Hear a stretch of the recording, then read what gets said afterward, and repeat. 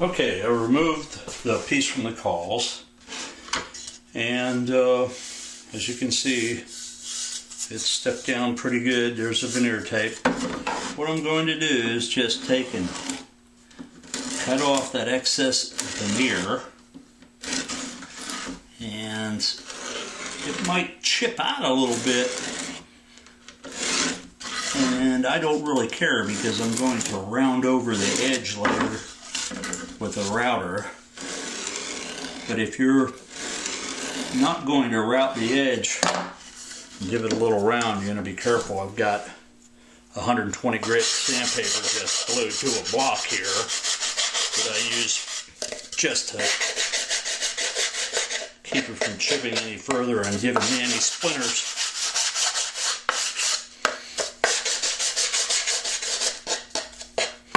Okay, I take a wet sponge and I'm just going to soak this veneer tape a little bit with some plain old water. Let it sit for a minute, and I'll take a scraper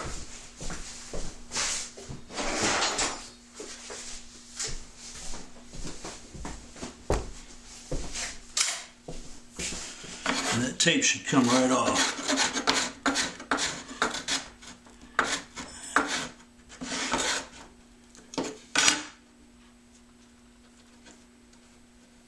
There you go.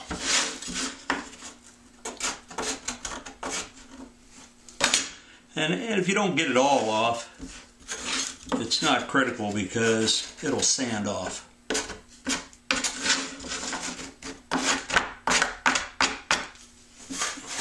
Okay. Now comes the fun part. I'm going to start putting in the bandings around here. Okay, before we do anything, we're going to make a template for routing the bit. This piece of it's just a scrap piece of maple. It's about 1/8, maybe a little bit over 1/8 of an inch thick. And what I'm going to do is make a template so I have the distance between the edge of the router, which will ride on a guide from my inlay, and the router bit. So I want this to be as wide as the distance between the edge of the router bit and the edge of the router, and I'll always use the same edge which I've marked. So this is a foolproof way of making a template. Now I've cut this maybe a 1/16 of an inch wider than the final product.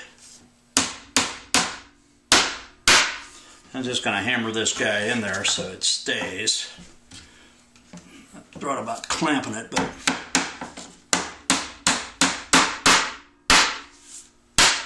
clamping it's a problem because I have to clamp this straight edge up next to it. I'm going to clamp this to my table.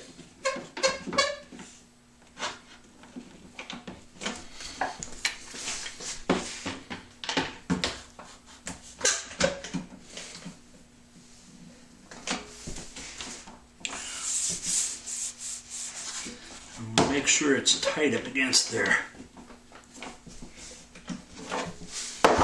Okay. Notice I have one of these little laser lights that I could see what I'm doing. Anyway, now the router bit is sticking out more than 1/8 of an inch, probably 1/2, 3/8 of an inch. It doesn't matter. It's just as long as it's thicker than this.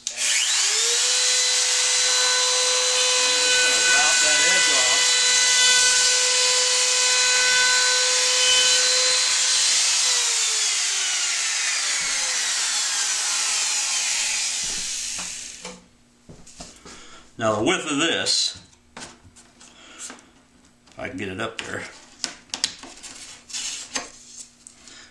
is exactly this distance now. That I can be sure of. See there. Okay. While I was away, I routed a 3/16 inch wide channel with that same router bit as I made this template with. And I routed it in a scrap. Make sure that the width is correct and the depth is correct. Now what I want is to leave my banding just a bit proud, maybe 1/100th of an inch or so, a 1/64th of an inch. That will be sanded off later. So now my objective is to route a channel for this banding in here. Now you notice I put on some masking tape, and there's two reasons for this. I have a line, a mark, where I'm going to set my guide, where the banding is going to, the edge of the groove is going to go for the banding.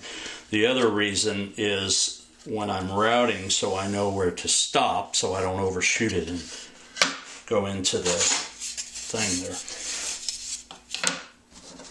So what I'm going to do, this piece doesn't need to be this long, but is since I made a template and I set it on those two marks, that the template is on the two marks that I've made where the edge of my groove is going to be.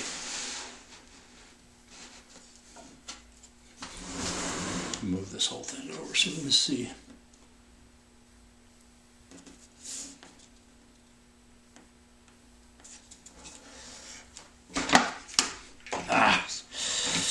Man.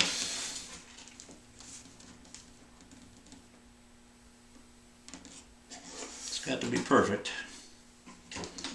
Okay, we'll clamp that. Clamp this end. I'm going to route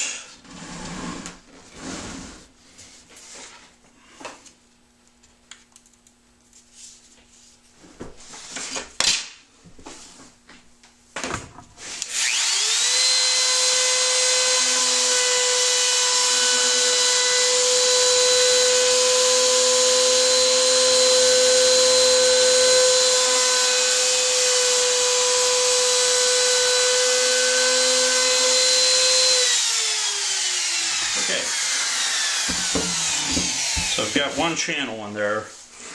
That banding will fit in there. Should fit in there perfectly. That's beautiful. Okay, now I'll go ahead and continue routing.